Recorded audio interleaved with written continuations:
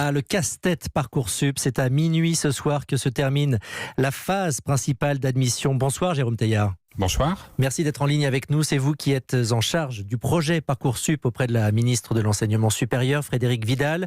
Alors, en milieu d'après-midi, un peu moins de 60 000 candidats sur 900 000, 58 724 pour être précis, n'avaient reçu aucune proposition. Ils ne savent donc pas ce qu'ils feront à la rentrée. Ce chiffre peut-il évoluer d'ici minuit ?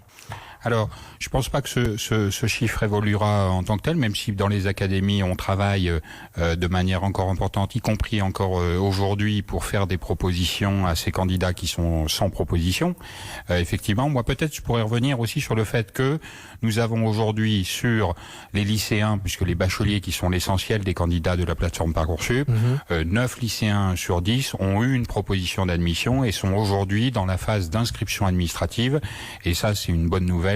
Alors on est à près de 90%. Près de 90%, vous avez raison, c'est le chiffre que vous mettez en avant. C'est mieux que l'an passé, 83%, mais le compte n'y est toujours pas pour ceux qui n'ont aucune proposition. Mais en fait, vous savez, sur ce public-là, on est sur une plateforme importante avec énormément de candidats et vous avez, et c'est normal, une phase principale où des candidats ont fait des vœux au mois de mars et où ils trouvent satisfaction ou pas satisfaction. Et puis vous avez une phase complémentaire, parce qu'il faut insister sur cette phase complémentaire qui est absolument nécessaire pour que se fasse bien l'articulation entre le projet des uns et les places qui sont disponibles du côté de l'offre de formation. Je dirais que pour ces candidats qui n'ont pas de proposition, à la fois il y a cette phase complémentaire avec des places vacantes disponibles pour eux.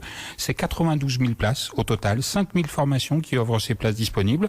Et moi j'encourage tous ces candidats qui n'ont pas eu encore de proposition, eh bien finalement à aller regarder cette phase complémentaire. Ils peuvent y trouver des propositions qui les intéressent. Et nous faisons aussi une aide à la mobilité pour aider ceux qui, parce qu'ils sont convaincus sur une seule formation et puis elle n'est pas disponible dans la région mais dans une autre, nous les accompagnons financièrement, y compris pour favoriser une mobilité. Alors Jérôme Teilhard, on va être précis sur cette phase complémentaire pour nos auditeurs, pour ceux qui sont concernés, c'est donc jusqu'au 13 septembre, elle est déjà ouverte.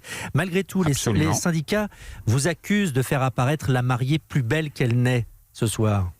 Moi, vous savez, j'ai pas de mariage là. Ce que je souhaite, c'est que tous les candidats qui sont intéressés pour avoir une formation à la rentrée dans l'enseignement supérieur puissent le faire. C'est pour ça que nous avons cette phase complémentaire. Nous avons la phase principale qui a déjà permis, et là je reprends, à 9 lycéens sur 10 d'avoir une proposition d'admission et de pouvoir aller s'inscrire. Mais cette année, les candidats qui sont en reprise d'études ne figurent pas dans les listes. Il y en a 115 000 quand même. Absolument. Mais vous savez, les candidats en reprise d'études, nous avons des salariés qui sont par exemple des aides-soignantes qui ont voulu faire une formation en école d'infirmière. Ça n'est pas exactement le même public, puisque ce sont des gens qui sont déjà salariés aujourd'hui.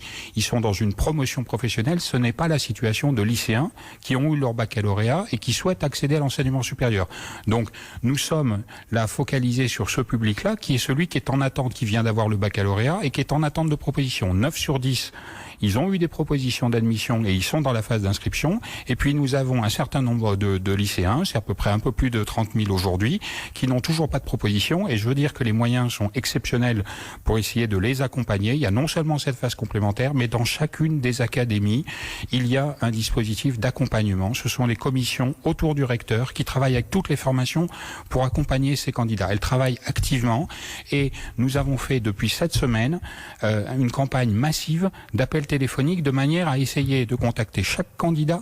Pour qu'il appelle, c'est KS comme on les appelle, les commissions d'accès à l'enseignement supérieur dans chaque rectorat. Après, ça ne garantit pas une place à la rentrée. Mais notre objectif à nous, c'est de pouvoir trouver une proposition à tous ceux qui souhaitent une proposition. Donc ça veut dire c'est un énorme travail, c'est un travail, on fait du sur-mesure là, c'est pouvoir adapter par rapport à un projet, les places disponibles, trouver des solutions. Je vais vous en donner par exemple, nous avons des solutions de classe passerelle pour ceux qui sont intéressés par des BTS et qui ne trouvent plus de propositions en BTS, et nous avons réservé spécifiquement des places pour ces candidats-là pour que ça s'adapte au mieux à leur projet de formation. Nous avons aussi des dispositifs parce que nous avons vu cette année une énorme demande de la part des candidats sur les métiers du sanitaire et du social. Il y a beaucoup de formations présentes sur la plateforme, elles sont aujourd'hui remplies, mais nous avons créé là aussi, en lien avec les universités, des places nouvelles pour pouvoir apporter une réponse à cette demande-là, parce que c'est une demande qui est nécessaire. Le pays a des besoins dans ces domaines-là, donc il faut l'accompagner. Donc, ce que notre engagement et l'engagement de la ministre... Jérôme Teilhard, le calendrier a été raccourci, la ministre s'était engagée, tout le monde s'en félicite.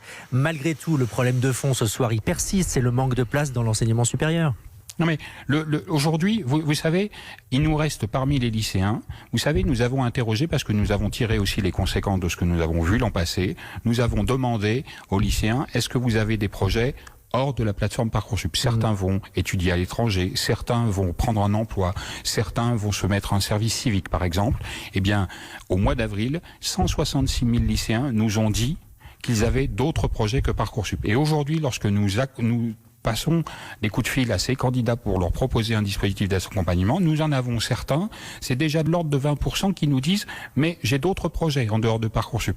Nous en avons certains qui nous disent « j'ai trouvé un contrat d'apprentissage et je vais signer un contrat d'apprentissage ». Donc le travail là qui est fait en ce moment, il est d'identifier combien précisément de candidats souhaitent véritablement trouver une proposition pour la rentrée. Nous avons, et vous le voyez là aussi tous les jours, de l'ordre de 6500 lycéens qui aujourd'hui se sont finalement inscrits auprès de CKS pour trouver des solutions. Ce chiffre va augmenter et c'est une bonne chose, donc, parce à la que ce rentrée, sont des candidats qui vont vouloir être accompagnés pour qu'à la rentrée, moi je me rappelle l'an dernier, nous avions 955 lycéens à qui nous n'avions pas trouvé de solution. À la rentrée, il y en aura zéro. Évidemment de tendre.